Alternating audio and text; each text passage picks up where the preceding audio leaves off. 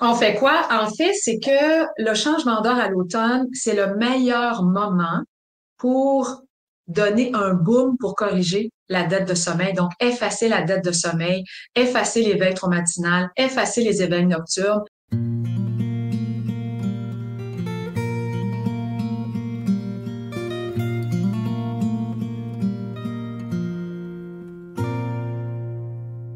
Bonjour les parents, nous revoici à une nouvelle saison de notre balado. SOS Dodo, percevoir le dodo au-delà des stratégies. Et, hey, ça fait 1 an, Karel. Ça fait 1 an! Mais c'est vraiment hot. Oui, notre bébé qui souligne, hein, notre bébé balado, notre bébé projet, qui souligne sa première année. On a 44 épisodes dans notre actif. C'est vraiment C'est cool. notre 45e. Puis moi, je suis fière parce que je me rappelle du tout premier épisode, comment je me sentais à côté de ma mère, qui est une entrepreneure depuis bientôt plus de 25 ans.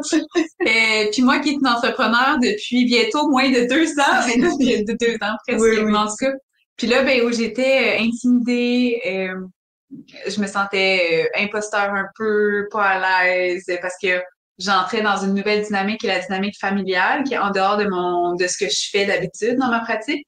Puis là, je me sens beaucoup plus à l'aise. On a énormément de plaisir. Notre relation aussi a évolué depuis la dernière année, beaucoup quand Oui, même, à oui. pleurer. Ça Ouais. apparaît aussi dans nos échanges. Ouais, effectivement, on s'est adapté l'une à l'autre, puis faut que les gens le sachent, là. Est-ce qu'on s'est chicané? Durant la dernière année? Ouais. Absolument. Ah oui, puis Ouais. puis ça a été tough des fois. Ouais. Puis Ouais. est-ce que notre projet est tombé à l'eau? Jamais. Jamais. C'est vrai, t'as raison. C'est ça. Notre projet a toujours maintenu le cap parce que même si parfois on vit des petits défis de famille normaux, nos projets restent là. Puis c'est un petit peu ça les parents, hein. Je veux dire, Ouais. tu sais, c'est ça. On a notre projet de bébé. C'est pas facile des fois entre les deux parents parce qu'on n'a pas la même vision, les mêmes valeurs, la même façon de se relationner. Exactement. Puis là, des fois, ça amène des petits conflits entre les deux parents, mais il reste que notre bébé, on l'aime pareil. Oh my God, toujours. Toujours, puis on fait ce qu'il faut pour tous les deux, pour le maintenir à flot, le maintenir à vie. Ouais. Hey, sais-tu de quoi qu'on parle aujourd'hui? Malheureusement, oui. Parce que qu'est-ce que tu as dit? Ah, encore ça! C'est ça. Le changement d'heure. Je sais que les parents qui nous écoutent sont là. Hey, non, non, nous autres, c'est notre premier changement d'heure, mais l'année passée, on n'a pas entendu ce que tu as dit. Le changement d'heure à l'automne, il est terrible. Pourquoi? Il est terrible. Ben, pas pour nous, parce que nous, on gagne. Non, moi, je le trouve terrible. Ah, le change, c'est juste, oui, c'est vrai, on gagne 1 heure, mais la transition de lumière, le fait que non, je le trouve terrible, moi, finalement. C'est pas le changement d'heure, ça, c'est le changement de saison. Oui, c'est vrai. Mais je veux dire, il tarde le changement d'heure, genre qui arrive, tu sais. Ça s'en vient, ça s'en vient. Alors, on se présente avant tout. Donc, moi, je suis Brigitte Langevin, experte en éducation au sommeil, comme tu l'as nommé tantôt, depuis près de 25 ans. Bientôt, là, je vais dire, ça fait 25 ans. Et c'est toujours un plaisir renouvelé là, d'accompagner les familles pour permettre à leurs enfants de développer des bonnes habitudes de sommeil. C'est beau que après 25 ans ou presque 25 ans, t'aies autant une grande sérénité dans ta voix quand tu dis que c'est encore toujours une passion qui est vivante. Ah oui, Ouais, c'est tellement. quelque chose que j'admire énormément. Parce que ce que j'aime, c'est mettre des étoiles dans les yeux des parents. Puis ça, avec mon travail, c'est à toutes les fois, c'est comme ça. C'est beau. Moi, je m'appelle Karel Langevin, je suis coach en programmation neurolinguistique et ce que je fais, c'est du coaching relationnel. Fait que moi, ce qui met des étoiles dans mes yeux et dans les yeux des personnes qui viennent me voir, c'est que je les accompagne à bonifier leur façon de connecter. Oh, la connexion, c'est bon, les enfants aiment ça, puis les adultes aussi. Oui, tout le monde. Tout le monde aime ça, effectivement. Alors là, on a parlé le changement d'heure, on gagne 1 heure de dodo, mais est-ce que c'est la réalité de nos petits poux? Ce matin-là, le dimanche, parce qu'en France, c'est le dimanche 27 octobre, au Québec, c'est le dimanche 3 novembre, où est-ce que le changement d'heure a lieu. Alors, quand t'as pas d'enfants, tu gagnes 1 heure de sommeil, mais quand tu as des enfants, Karel, tu perds 1 heure de sommeil et plus. Ah ouais, pour vrai? Pour vrai, parce que ton petit coco qui se réveille à 6h30 à tous les matins, que tu es super contente, ce matin-là, parce que le changement d'heure, à l'automne, on revient à l'heure normale de l'Est et on recule l'heure du Nord. Okay. Alors, lui, il va se réveiller à 6h30, mais il va être 5h30 maintenant. Ah, oui, OK. OK. Est-ce que ça va être le fun, tu penses, pour les parents? Attends, t'es sûre que c'est ça qui arrive, on recule d'une On heure? recule d'une heure, oui, je suis certaine. OK. Je me suis préparée Ah avant oui, de c'est t'aller. ça, on recule d'une heure. C'est un peu mêlant. Hein. T'as raison, oui, c'est pour ça qu'on gagne une heure. Ouais, Ouais, on gagne une heure. On a l'impression de gagner une heure, là. c'est ça. Alors, ce qui fait que les familles, ce matin-là, alors le dimanche 27 octobre, puis le dimanche 3 novembre au Québec, mais en Europe, c'est une semaine avant nous, ben nos enfants, là, peu importe son âge, là, il va se lever une heure plus tôt, c'est-à-dire à l'heure normale, habituelle qu'il se réveille. Parce que pour que le cerveau puisse s'adapter au changement d'heure, il a besoin au moins de 24 heures. Alors, le premier matin, lui, il dit, moi, j'ai pas eu de lumière pour me dire qu'on t'avait reculé l'heure. Ben Là. non. Parce que le cerveau a besoin de la luminosité, puis a besoin de la régularité des activités du quotidien. Alors, notre rôle à nous, c'est quoi? Parce que mon petit coco qui se réveille à 5h30 ce matin-là, en gazouillant, tout heureux, t'es pas content, toi, là, parce qu'il est 5h30. Right, non, c'est sûr. C'est ça. Alors, s'il est encore dans un lit à barreaux, ben, on peut le faire patienter. Parce que, je sais pas si tu t'en rappelles, les enfants n'ont pas Notion du temps. la notion du temps. Non. Alors, souvent, les parents sont mal. Oui, mais d'habitude, je vais le chercher au bout de 10 minutes. Oui, mais 10 ou 15 ou 20 ou 30 minutes. Pour l'enfant, c'est 3 secondes. Alors, un enfant qui est reposé, qui se réveille de bonne humeur, il peut patienter un petit peu, là. OK? Il n'y a aucun problème. On pourrait aller le chercher 30 minutes plus tard.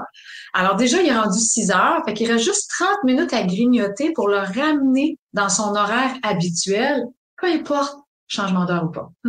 Parce que le cerveau, lui, s'adapte en dedans de 24 heures. Donc, rapidement, on le ramène pour la sieste du matin s'il y en a une, le plus près possible de son heure du coucher, le plus près possible de son heure de lever habituelle. Et on considère pas le changement d'heure. On veut vraiment ce qui est habituel, mais là, c'est faussé étant donné qu'on a reculé une heure. Donc, il faut grignoter le 60 minutes le plus rapidement possible pour l'amener à l'heure normale de l'Est. Okay, ça fait du sens. On grignote comme des écureuils. C'est ça, un petit peu. Pour que c'est ça, ça aille bien en hiver. Alors, eux autres, ils grignotent pour mettre de côté de la bouffe, mais nous, on grignote pour se ramener à l'horaire habituel. Puis là, il faut oublier l'horaire avancé de l'Est, l'horaire d'été. Alors, faut pas se dire, rendu au soir, ah ben non, là, je le couche à 19 heures. À l'heure normale de l'Est, mais en réalité, il serait 18 heures, puis là, je vais le coucher à 20 heures, puis alors, faut pas se mettre à calculer comme ça, là. C'est tout simple, le changement d'heure. On recule l'heure, c'est plat, puis après ça, dans la journée, on veut ramener notre enfant à son heure habituelle. Si on sieste ce matin, il se couche à 8h30, on veut le ramener le plus près possible de 8h30. On veut le ramener le plus possible de 10h30, son heure de lever, 12h30, 15h, 16h30, 17h15, il y a un coucher entre 18 et 19h. Là, je donne un horaire standard, mais ça peut être différent. Là. Mais dans le fond, la stratégie, c'est de se connecter à son expérience à lui. Ben, du bébé au sens que lui, il n'a pas la notion de changement d'heure. Ben non, c'est ça. Fait qu'on se connecte à ne pas avoir la notion qu'il y a eu un changement d'heure, finalement. Ben, c'est ça. Sauf que tu veux bien pas t'y connecter, sauf que tu n'arrives pas dans ton temps. Et c'est pour ça qu'il faut que tu grignotes le 60 minutes le plus rapidement possible. Tu as un parent qui dit, hey, moi, ce matin-là, il s'est réveillé à 5h30, puis il n'a pas fini avant 6h20, puis j'étais le chercher à 6h30, son 60 minutes est déjà grignoté. Right. Fait que là, il part la journée du bon pied, puis tigidou. Le problème, c'est s'il se réveille en pleurant à 5h30. OK. Parce que de toute façon, tu sais, puis là, même, je vais aller plus loin, c'est qu'il se réveillait avant à 5h30. Ce matin-là, en pleurant parce qu'il était fatigué, il y a un éveil trop matinal, donc une dette de sommeil. Ça veut dire que il va se réveiller à 4h30 ce matin-là. Oh wow! Oh wow! Ça va pas bien, là, hein? Ça va pas bien. C'est ça. J'étais avec une famille ce matin en consultation, puis son petit coco se réveille à 4h le matin. Changement d'heure, il va être 3h le matin. Alors, mais, tu sais, je te vois les yeux froncés, puis un petit peu interrogative, là. On fait quoi? En fait, c'est que le changement d'heure à l'automne, c'est le meilleur moment pour donner un boom pour corriger la dette de sommeil. Donc, effacer la dette de sommeil, effacer l'éveil trop matinal, effacer les éveils nocturnes. Alors, si les parents couchent leur enfant 60 minutes plus tôt, à partir du vendredi, là. Donc, vendredi, samedi, dimanche, puis même lundi. On s'entend que le changement d'heure est entre le samedi et le dimanche. Ouais, c'est ça. Alors, puis là, on parle d'enfants qui ont une dette de sommeil. Là. Je parle pas des enfants qui se réveillent à 6h30 habituellement. Là. Alors, l'enfant qui a une dette de sommeil, qu'on le sait déjà, puis là, il y a le changement d'heure, puis déjà, c'est paniquant parce qu'il se réveille déjà trop tôt, c'est le bon moment Vendredi, samedi, dimanche, lundi, 60 minutes plus tôt, on va le chercher à 7 heures le matin. Alors, quand il y a le changement d'heure dans la nuit de samedi à dimanche, tu vas le chercher à 7 heures pareil. Et vous allez voir que parce qu'on a commencé déjà le vendredi à effacer la date de sommeil en le couchant plus tôt. On a grignoté.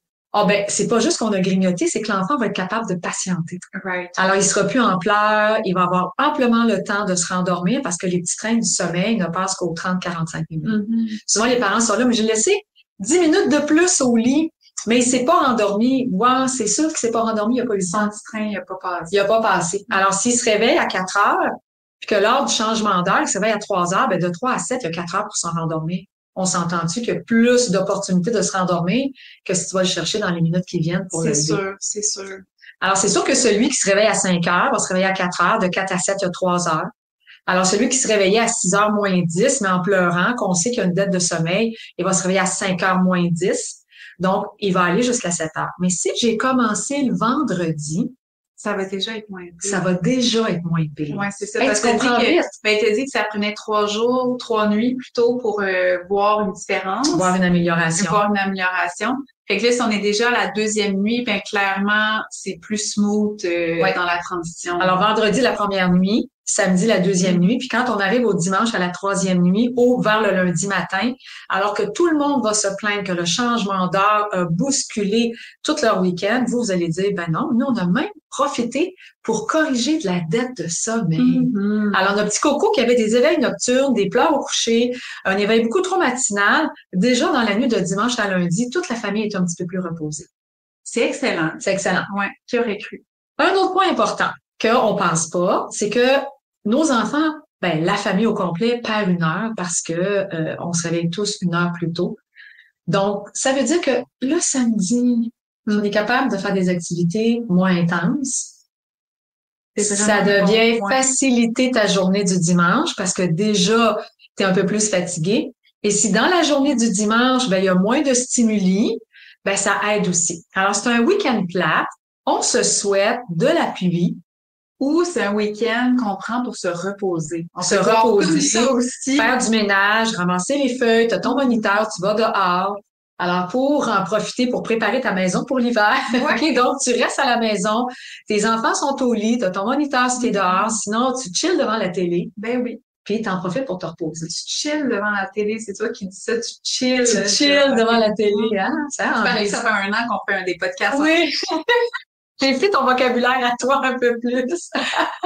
Oui, ben c'est vrai, c'est parfait, c'est une belle opportunité pour se reposer. C'est vraiment une belle opportunité. Souvent, les fins de semaine, on va faire des activités, puis on comprend, là, après une semaine de travail, tu veux faire autre chose, tu as tellement été dans ta tête que tu vas être dans ton corps. Ou on se dit que pour avoir un beau week-end, il faut absolument faire des choses qui sortent de l'ordinaire, mais des fois, c'est vraiment pas ça. Non. Mais non. La définition d'un beau week-end. C'est ça. Puis la connexion, hein. Connecter avec ses enfants, c'est pas nécessairement aller faire des activités. C'est vrai. Tu vas juste être dans le faire. Tellement raison. Oh my God. Oui, c'est. Qu'est-ce qu'on peut faire comme activité dans l'être qui demande, qui tire pas trop d'énergie? Ben, jouer dans les feuilles.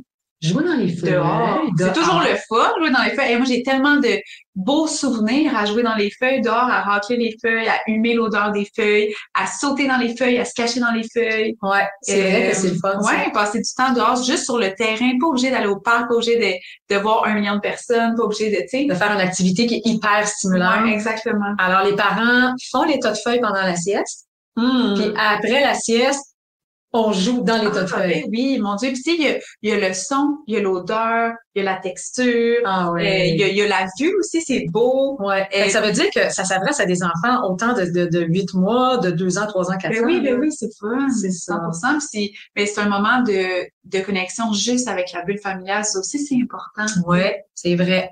C'est vrai. C'est beau je trouve ça le fun comment tu as amené un point de transformer la perception qu'on a du changement d'heure, puis de juste faire comme, hey non, c'est une belle opportunité pour clairer une date de sommeil, une date une date de sommeil, mais aussi en profiter pour connecter puis se reposer. Je trouve ça tellement intéressant et rafraîchissant. Mais oui. Si on avait, tu sais, quand tu l'as un petit peu dans l'actualité, on est pour ou on est contre le changement d'heure, mais en attendant, là, il est là, on n'a pas le choix. On peut-tu faire en sorte de rendre ça agréable? de faire en sorte que nos enfants puissent passer à travers de ça de façon le plus facile possible. Right. Puis, tu sais, les adultes, on est tout le temps trop fatigués de toute façon. On peut-tu en profiter, nous autres aussi, pour se reposer? Donc, d'avoir un petit week-end. Le changement d'heure, oui, on change les piles de nos détecteurs de fumée. La publicité passe partout, mais en même temps, on peut-tu régénérer notre pile intérieure à nous autres aussi? Ah ouais, on change les piles de nos trucs Ouais, ben oui. 2 fois par année au changement d'heure. 2 fois par année au changement d'heure pour t'assurer ah non, tu la savais pas, toi? Eh non! OK, ben peut-être que c'est une publicité qui tourne plus, mais on se servait chez les pompiers, puis je travaillais dans une ville longtemps dans mon ancienne vie. Ouais. Alors, les pompiers ont souvent eu une publicité pour nous rappeler de changer les piles de nos détecteurs qui sont pas électriques. OK, de les changer au changement d'heure. Wow! 2 fois par année, tu changes les piles, mais tu t'assures que ton détecteur de fumée est correct. OK. Alors, piles, détecteur, piles, nous autres aussi, là. Ben, nous, on a une batterie énergétique. On a une batterie énergétique. Notre batterie énergétique, des fois, durant la semaine, malgré notre sommeil, on n'arrive pas à la recharger. Les enfants aussi. Alors, la fin de semaine, durant le changement d'heure, on pourra en profiter pour recharger notre pile à nous autres aussi énergétique. Absolument. Alors, écoute, as-tu quelque chose à rajouter sur notre beau changement d'heure d'automne? Je pense pas. T'as-tu hâte à ce week-end-là, finalement? Ben, c'est sûr que j'ai hâte à pouvoir dormir une heure de plus, parce que moi, j'ai pas d'enfant encore. Oui. Mais ouais, c'est vraiment intéressant. C'est ça. Ouais. Alors, vive le 3e podcast sur le changement d'heure. Alors, 2 à l'automne, on aura un autre au printemps, mais c'est tellement, les parents, ça les jette tellement dans l'impuissance, donc on comprend.